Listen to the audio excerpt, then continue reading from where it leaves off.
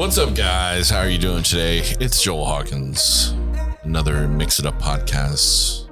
Your host, Joel, and his best friend, H. Jones. Best friend, H. Jones. Hey. We're here today. We're going to be doing Tom Macdonald, No Lives Matter, which I'm pretty sure is probably going to be a bit divisive. Maybe a bit divisive, but I don't know. I think he likes to push the envelope like normal rappers do. Well, good rappers do. But I think he comes from like a libertarian spot, or like a middle, so to speak. I think he is a Christian and a Republican, but I think like he still comes from it from a middle perspective, you know? Yeah. Yeah, I think so. I hope so. I don't know. I don't know. You know, to each their own. Do you, bud. But don't forget to like and subscribe. Make sure you hit the bell notifications so you know when new videos are coming out. Don't forget to check out Fourth Wall, our merchant memberships store, MK5, the number 5 store.com. I have to do that every time. But and check out, you know, stuff that we have up, not the coasters, but, you know, other stuff. So we're going to be checking out Tom Macdonald, No Lives Matter. And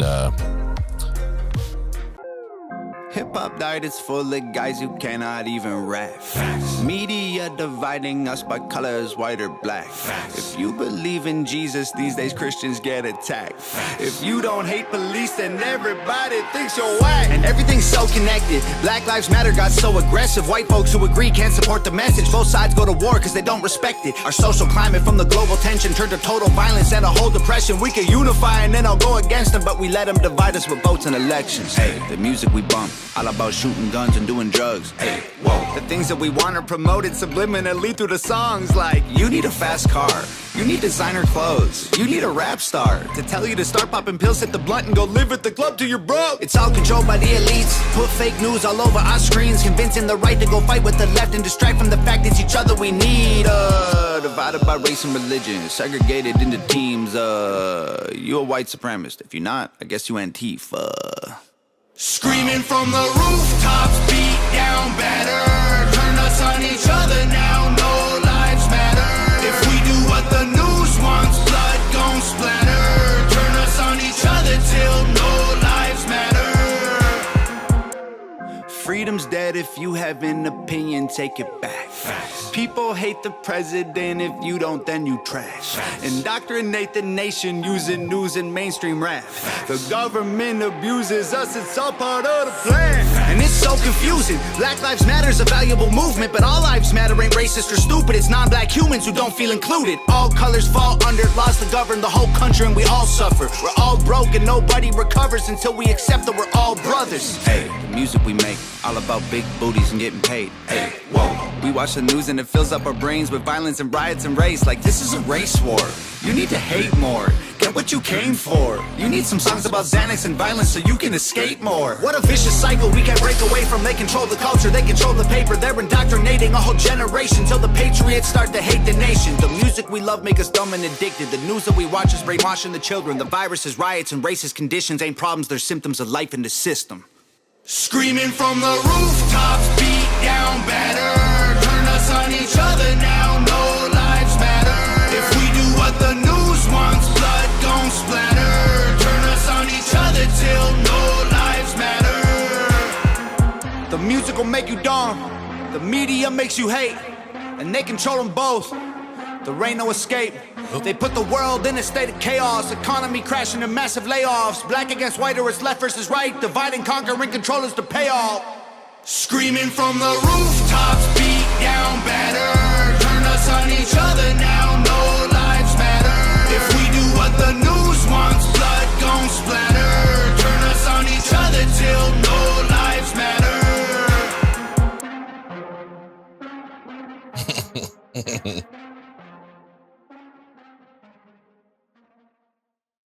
Okay, so that's just it. He's not divisive. I shouldn't have read the comments before.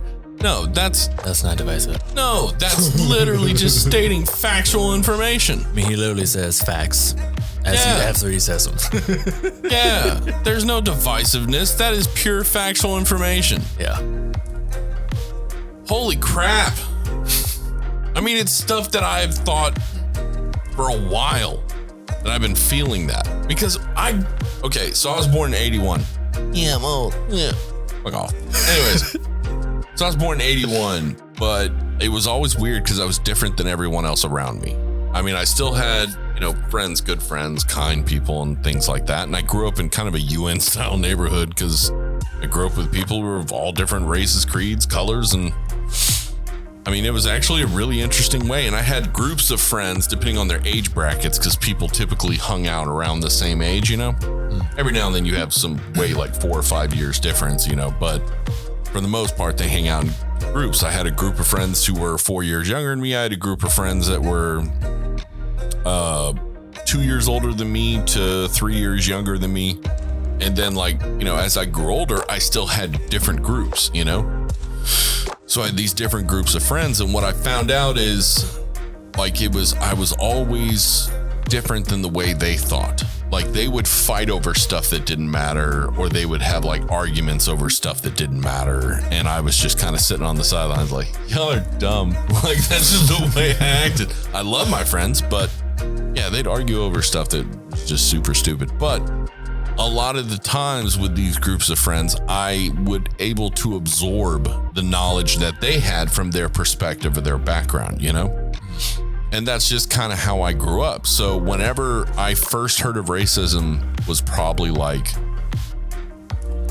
sophomore year, really, it wasn't in history. It existed today. It was sophomore year of high school because I saw a white kid talk shit to another kid and then a black kid who talked shit to him. And then a Mexican kid was talking shit to both of them. And I'm like, this is weird. Because they were only talking shit about stuff that literally was the stuff that separated them in their minds, like their color of their skin and then stereotypes that were attached to it. I bet you sit all day and eat mac and cheese, you piece of shit. And it's like, I bet you eat a bunch of fucking watermelon. And they would say that shit back and forth. And I'm like, this is a weird conversation. I feel awkward. That was my first experience of it. And then once you spend time in high school, then you realize that they created these cliques because they feel so nervous going to high school for the first time. You get comfortable when you're in a group of people who look similar and feel similar to you. And then I found out that I was one of the ones who would hop in between each one of those groups. And I was like, play dominoes here, hang out with skater kids, but I wasn't really fully accepted by anybody. That's just Joel. He's okay. Yeah, right. Yeah, I was the invisible kid. That's what it was, And I even found out the most popular kids in school did know who I was, which was weird because I was like, why? How? You're Joel. And I'm like, how did you know me? Were we friends? I don't remember us being friends. And I became friends with him afterwards. But yeah, it was weird. It was awkwardness and teen awkwardness and everything, but I was always comfortable, and I don't think people liked that. They didn't like that I was comfortable with most stuff. I was like, okay, super weird to be upset with someone about. There's something about you. I hate that phrase. So many people have said that. There's something about you I just don't like. What is it? Just something about you. And I'm like, because I'm confident in it. Because you don't want to admit that's why. And I'm not confident. It's not false confidence. It's just confidence. There's a difference. My family loves me. That's why I'm confident. But, yeah, I don't know, man. It's, I think he's speaking real truth there. I think he's really honestly coming from a place that's similar place that I came from, which is I don't understand why y'all are arguing and hating each other and treating each other like shit. I don't get it. I mean, what do you think? Well, I mean, as I've said before, there's a reason I don't watch the news. Yeah. You can't feed your mind with all that nonsense. Well, the news and media. What I hate is that both of them are two sides of the same coin, because literally they will point fake news. They will say that phrase, or they will say fake media or whatever else. They will say it about each other. Well, one of you's got to be right? Yeah. No, both of you are right. You're both fake. You're not real. Your sole purpose is dividing. Because there's been those clips of anchor personalities, is what I like to call it, where they end up a real moment of truth slips through, other than the pipeline news. And they're like, this story is horseshit. Like that stuff is real. Anyways, but I think it's more realistic, just the idea that two different sides divide for the sake of just control and power. Yeah, there's one good example. I can't remember which riot it was or whatever. It was a couple of years ago where everything on the news, everything said there's a bunch of black people rioting. That's all it said. It was just black people. All of the pictures they showed. And then there were people that lived in the area. Their pictures started going viral and they were like, I was there. Let me just pan my camera. There's the black people. There's all the other races right here. Right? And you read it and it's like, oh, well, look, all the black people are rioting and they're tearing up the stores and looting and shit. Yeah. And it's like, do you not see the person beside them? That's white person. You see the person right there by that car? That's a Hispanic person. Like, it was like everyone is out here. But all of the pictures were taken. It was almost like they were like, wait, need you to get out the way. Click. Okay, cool. Right there. There's a group of people right there. Get that shot. Okay. No. Like they're manipulation tactic. Yeah. So, I mean, it's just, it feels like they're trying to manipulate all the time, everything. Like they're trying to just keep the divide because it makes people more interested in what's going on. Oh, there's a race war. Oh. And it happens on both sides, and that's what bugs the piss out of me. Is it's just like y'all waste time with what you're doing specifically just because it's profitable for you. Yeah. And that is where competition and profit, that is where I have an issue with it. Like, I have an issue with a lot of stuff, and there's nothing I can do about a good amount of it because our system is not set up that way to change it. So the system would have to change drastically for us to be able to do something different, you know? But yeah, so I think like this video definitely kind of brings a conversation back to understanding exactly what we're trying to do, what we're trying to accomplish. As a nation, we've been dividing ourselves for years. I mean, it's mainly been because of the two-party system, and then the media became a tool we used. They used it always, but it wasn't as successful. It's been a slower ball game, but now with technology and everything else, misinformation is just king right now. Yeah. Like it's damn near impossible. And you have then people using opinion as a way of representing what they're saying, because it's an opinion, and they're like, well, I'm allowed to have my opinion. Yes, you're allowed to have your opinion, but don't pretend it's factual. Yeah. That's the difference. Both sides keep doing that, and it's bothering the fuck out of me because I'm like, 2 + 2 equals purple dong. And I'm like, no, 2 + 2 equals 4. Quit trying to make it more complicated. It's not. And then like today, like last night, I watched something that made me very fucking sad. And it was a 16-year-old kid going to get his siblings. He accidentally went to the wrong house. Instead of the address he was supposed to go to, he went to the street version of it. It was some guy's home, and he was going to get his brothers and sisters. He rings the doorbell, and they're not giving many details, but this is what they did give out, which was that he rang the doorbell, and the guy said, "Get the fuck off my property," shot through the glass door. The kid got shot in the head, and he came out and said, "Don't ever come back," and shot him again. The kid ran to 3 different houses before he finally got help, but he's in the hospital fighting for his life right now. Yeah. And what's fucked up is when they went to interview the neighbors to try and find out what the hell's going on, the neighbors were like, well, I know that guy, he's a good guy, but I don't want to talk out of context or anything like that. He's like, we just need details, like what is his name? And I don't want to give out anything. You know, he's my neighbor, he's my friend. And I'm like, no one would tell them shit. And I was like, you can't take that out of context. That is all the context. A kid goes up to the wrong house to pick up his siblings, and he gets shot in the head. There's nothing that kid could have done except ring the doorbell, knock and say, hey, I'm here to get my, wait, am I at the wrong house? I mean, you just shot him through the door. That's in Texas. I don't know where it was. Sounds like a Texas thing. Any southern state would have people like this in it. That's true. No, let's be honest. Every fucking state has people like this in it. But I'm saying Texas with the whole everybody has a gun out here, I could see that a whole lot There's more. so many states that are like that, though. But we're bad about it. Tennessee, North Carolina, South Carolina, Florida, Alabama, Arkansas, Okay, fine. Louisiana. You made your point. Okay, Texas is just part of Arizona. dumbasses. I mean, there's so many fucking states that are like that. Let's be honest. We're acting like Texas.